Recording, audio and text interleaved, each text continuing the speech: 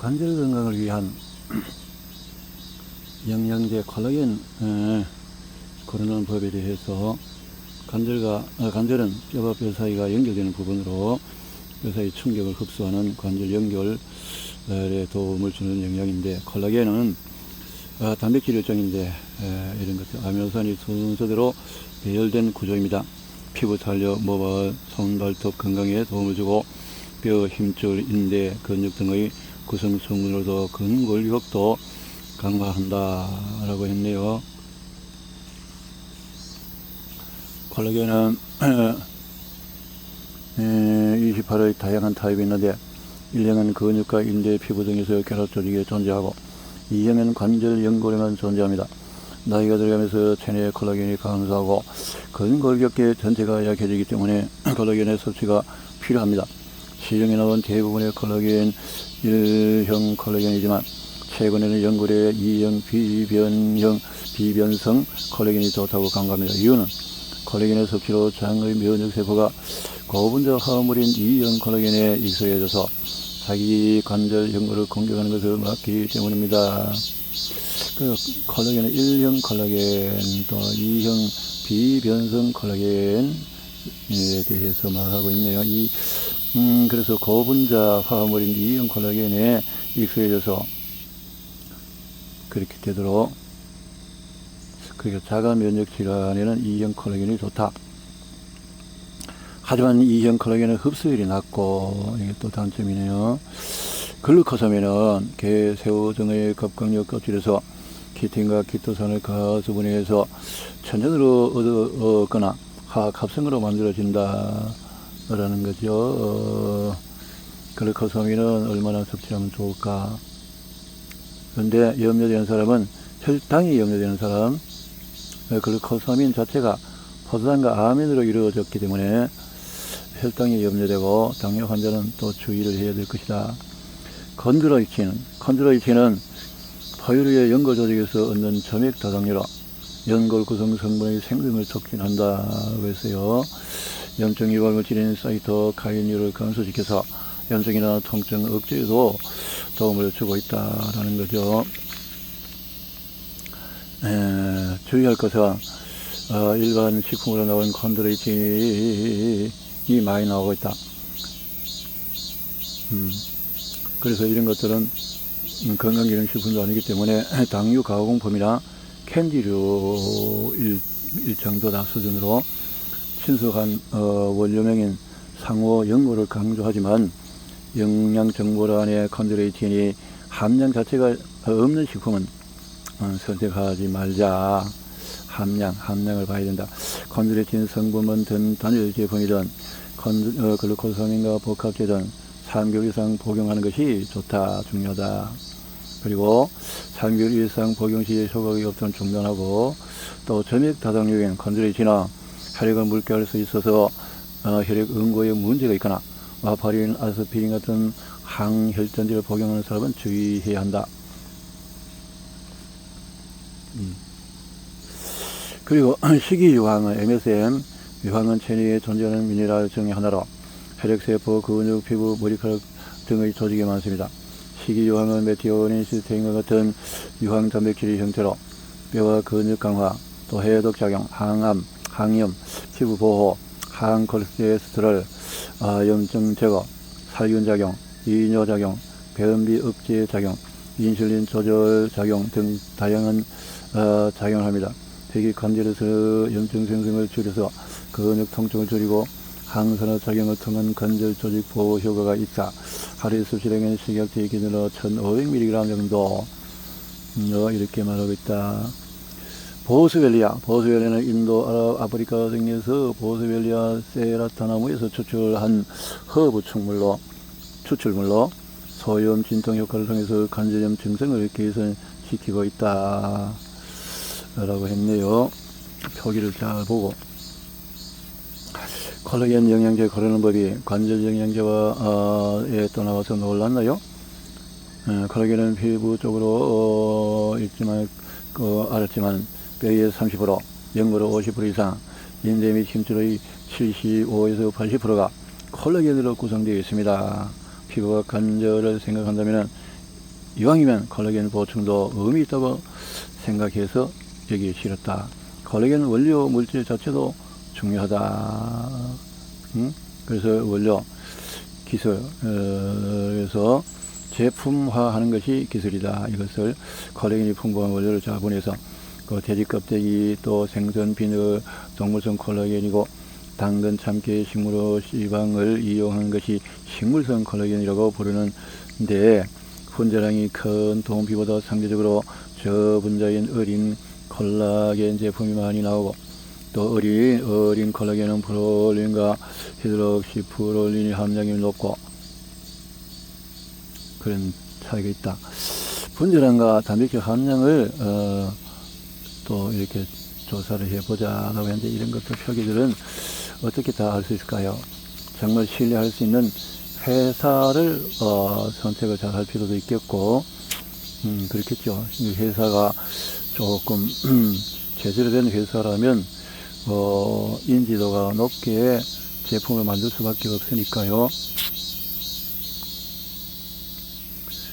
이런 사람은 콜라겐 섭취에 주의하자.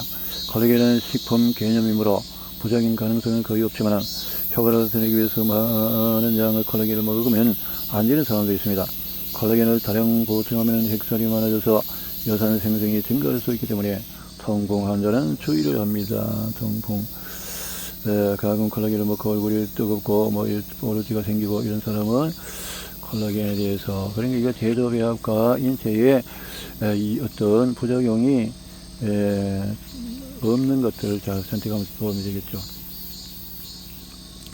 간 건강을 위한 영양제나 밀크시슬 고르는 법은 어떻게 할까요?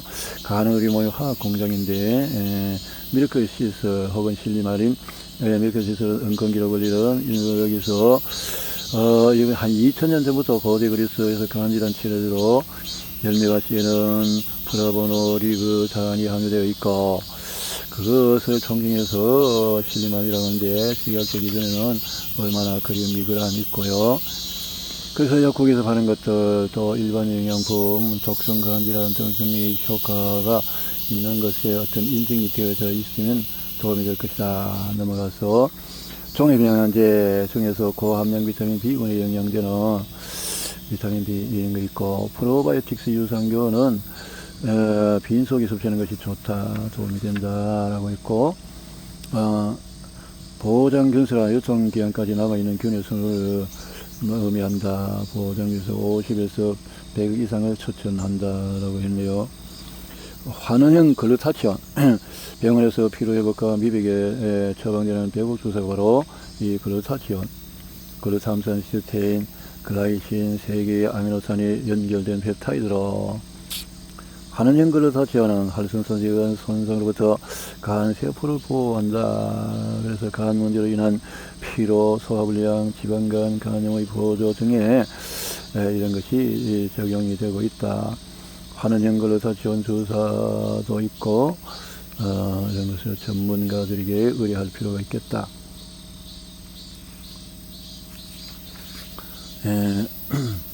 밀크 시슬이 간에 좋다는 사실이 알려지면서 건강기능식품, 물론 일반 의약품, 영양제까지 다양한 제품이 나오고 있습니다.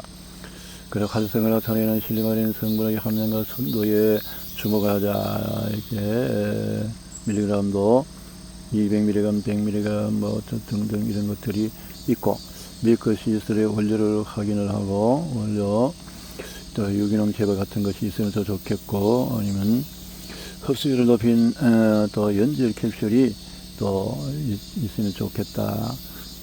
실리마린은 물에 잘 녹지 않는 성질이 있어 실제 경구역으로 복용 시에 생체 이용률이 낮다. 따라서 흡수율을 높여주는 기술이 있다면 참 도움이 되겠죠. 내 같은 경우는 아주 그런 제조 배합, 또 나노 35 나노 공법의 흡수율을 가진 것으로 활용을 하니까 많이 도움이 되는 것 같습니다. 복용 목적에 맞게 단독 혹은 복합 성분을 또 확인해 본다. 복합 성분. 또 주의할 분들은 밀크 시슬 속의 특정 화합물이 혈당을 낮출 수 있어 당뇨약을 먹는 사람은 또 주의가 필요하고, 또한 유방암, 자궁암, 자궁내막증 등 여성질환을 가진 사람은 밀크 시슬 추출물이 에스트로겐 작용을 할 수 있으니 섭취를 피하는 것이 좋다. 에스트로겐 작용을 할 수 있는 그런 역할 문제가 또 여기 제기됐네요. 중요한 부분에 터치를 한 것 같습니다. 눈 관리를 위한 영양제, 루테인, 지아잔틴 고르는 법은 현대인들이 눈은 너무 피곤합니다. 황반변성, 침침하고 흐릿한 눈에 루테인, 지아잔틴 이런 황반변성, 유전, 노화, 염증 등으로 시신경이 모인 황반에 이상이 생겨서 그래서 뭐 이런 다양한 영양제가 나오고 있는데 이것은 뭐 어떤 영양제든지 이것이 제조, 배합, 흡수, 율을 높이는 어떤 기술력이나 특허나 이런 것들이 있는 것을 살필 필요도 있겠다. 뇌한명증은 건조한 눈, 비타민 A와 베타카로틴, 뇌한명증은 희미한 불빛이나 어두운 것에서 물체를 구분하기 때문에 어려운 상태가 되어진 것이다. 그래서 영양제로는 비타민 A가 있고, 이런 것이, 녹황색 채소에서 이런 영양이 비타민 A로 체내에서 바뀌어지기 때문에 그렇게 할 필요도 있고, 또 제조 배합이 잘 된 것을 선택하는 또 큰 도움을 받을 수 있겠고, 그렇죠. 건조한 눈은 오메가3와 비타민 E가 이것은 지용성 비타민으로서 비타민 E와 오메가3가 눈 건조에도 도움이 될 수 있다. 그래서 EPA, DH의 합이 1000mg 이상 된 것을 선택하면 큰 도움을 받을 수 있을 것이다. 건조한 눈은 뱀의 기름으로 만든 영양품 영양제가 있다. 사유, 바로 사유, 뱀유. 사유는 다양한 필수 지방산과 지용성 비타민을 함유하고 있고 눈물막의 질증을 보강해주는 역할을 해서 그렇군요. 하지만 최근 일반 의약 품인 사유 함량 영양제의 시장 자체가 축소되어 품목 수도 줄고 취급하는 약국이 많지 않다. 피로도 높은 눈, 노안 예방을 위해서 헤마토코쿠스, 아스타잔틴, 해조류, 새우, 연어 등의 풍부한 카로티노이드 색소의 한 종류인데 녹색 해조류인 헤마토코쿠스의 높은 농도로 함유되어 있어 여기서 추출하는 경우가 많습니다. 그래서 이런 부분에서 아스탄 함량이 대략 50에서 200mg으로 이렇게 경우가 많다. 눈에 대한 효과를 내기에는 턱없이 부족한데 내 같은 경우는 눈에 아스타잔틴 함량이 아주 높은 것을 이제 활용을 하고 있는 입장이긴 합니다. 피로도 높은 눈, 빌베리 건조 X 안토시아닌. 빌베리의 활성성분은 안토시아닌이며 안토시아닌은 다른 베리류에 비해서 빌베리에 훨씬 많이 들어가 있다. 빌베리 추출물로 이런 것을 섭취를 도움받자. 피로도 높은 눈은 비타민 B군 역시 이런 것이 같이 도움을 받을 수 있겠다. 루테인, 지아잔틴 고르는 방법은 그래서 어떻게 합니까?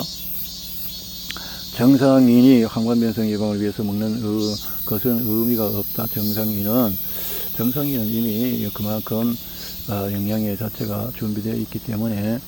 그러나 루테인, 지아잔틴은 식사와 함께 또는 식사 후에 또 이럴 때에 다른 지용성 비타민인 A, D, E, K나 오메가3, 콜린, 큐텐 등도 같이 하면 또 최소 3개월은 또 먹어줄 수 있도록 도움을 받고, 또 아이들은 루테인, 지아잔틴이 필요가 없다. 아이들은 자체가 잘 작용을 하기 때문에 아이들은 항산의 제성분인 빌베리 추출물이나 오메가3, 콜라겐, 아연을 통해 도움을 받으면 좋겠다. 기억력, 인지력의 개선을 위해서는 은행잎 제제를 통해서 도움을 받고 또 오메가3, EPA, DH의 도움을 받을 수 있으면 좋겠다. 비타민 B군에 대해서는 뇌 신호전달 향상에 도움을 주고 포스파디딜세린은 뇌에서 도파민, 아세틸콜린, 너의 기억력에 중요한 역할을 한다. 신경전달 물질인 아세틸콜린의 합성 및 방출을 조절해서 체내의 아세틸콜린을 증가시킨다. 그래서 포스바티딜세린은 노화로 인해서 저하된 인지력 개선에 도움을 준다. 인지력 개선에 도움을 받을 수 있도록 은행잎 추출물은 기억력 개선을 하는 영양제로 또 이렇게 많이 활성화되고 있고, 알츠하이머성 치매는 전체 치매의 50% 정도 되기 때문에 산화 스트레스, 베타 아밀로이드 축적, 타우 단백질, 또 과인산화, 또 응직, 콜린성 신경 손상 등 다양한데 이런 은행잎 추출물은 여기에서 도움을 줄 수 있는 영양제로 요즘 또 부각되네요. 독일 의학 저널에 50세 이상의 알츠하이머 병 또는 혈관성 치매 환자를 대상으로 은혜잎 건조액을 이렇게 투여하니까 인지 기능의 의미 있는 수준으로 개선되었다는 연구가 있다. 그래서 도움을 받아볼 필요가 있겠다라는 생각이 들어지네요.